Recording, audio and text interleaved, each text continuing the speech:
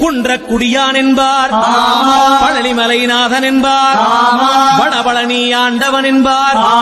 சரவண பவன் என்பார், நிமலன் சுவாமி என்பார், தண்டாயுதபாணி என்பார்,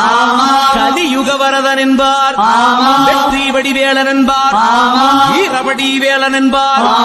மரகத வண்ணன் என்பார், ஞானப்பலம் கேட்டவனா,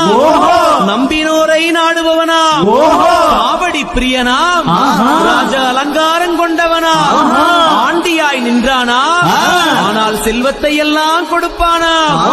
அப்படிப்பட்ட முருகனவன் ரொம்ப ரொம்ப சின்னவனா சுவாமி. சின்ன சின்ன முருகைய,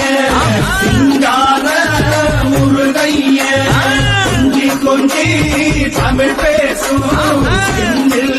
வடிவேல